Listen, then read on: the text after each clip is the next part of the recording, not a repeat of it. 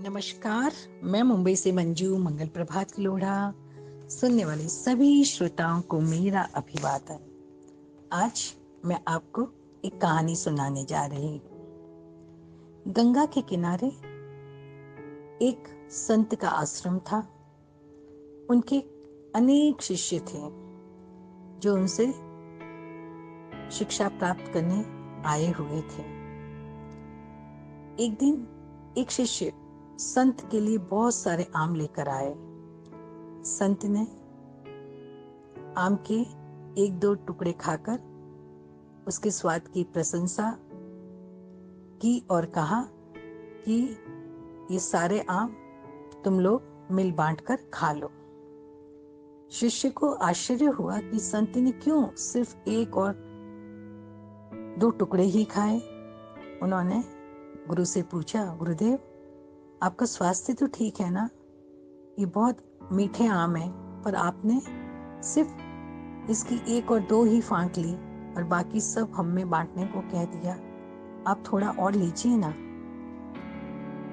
तब संत ने कहा कि ये आम मुझे बहुत स्वादिष्ट लगे, इसलिए मैं अधिक नहीं ले रहा हूं। संत की ये बात शिष्य को थोड़ी सी अजीब लगी। तब संत ने उसे समझाया कि बचपन में मेरे पड़ोस में एक महिला रहती थी। वो पहले काफी संपन्न थी, पर वक्त पलटा और उसकी सारी संपत्ति उसके हाथ से चली गई। किसी प्रकार वह अपने और अपने पुत्र का पालन पोषण हो सके, इतनी ही आय बची थी। कई बार जब अकेले होती तब अपने आप से कहती, मेरी जीभ बहुत चटोरी है, इसे बहुत समझाती हूँ कि अब 4-6 सब्जियों के साथ रोटी खाने के दिन गए। कई प्रकार की मिठाइयाँ अब दुर्लभ हैं। पकवानों को याद करने से कोई लाभ नहीं, फिर भी ये जीभ नहीं मानती, जबकि उसका बेटा रूखी सूखी खाकर ही पेट भर लेता है। उसकी बात सुनकर संत ने कहा कि मैंने तब से ही नियम बना लिया कि जीभ को जो चीज सबसे ज्यादा स्वादिष्ट लगती है उसे कम मात्रा में ही खाना है, उसे उसकी आदत नहीं डालनी है। मुझे अपनी जीभ को चटोरी नहीं बनाना है।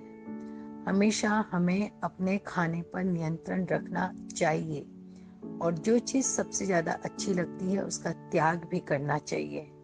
हमें स्वयं पर और अपनी जीभ पर अपना नियंत्रण रखना चाहिए, ताकि कभी कहीं कुछ खाने को कम मिले या कभी खाने को न भी मिले तो इंसान दुखी न हो। अपनी आवश्यकताओं को कम रखने में जहाँ सुख के दिनों में आनंद रहता है, वहीं दुख के दिनों में भी कष्ट नहीं रहता। संत की बात सभी शिष्यों के समझ में आ गई और सब उनके आगे नतमस्तक हो गए और सब ने अपने आप से वादा किया कि हम भी अपने गुरु की तरह बनने की कोशिश करेंगे।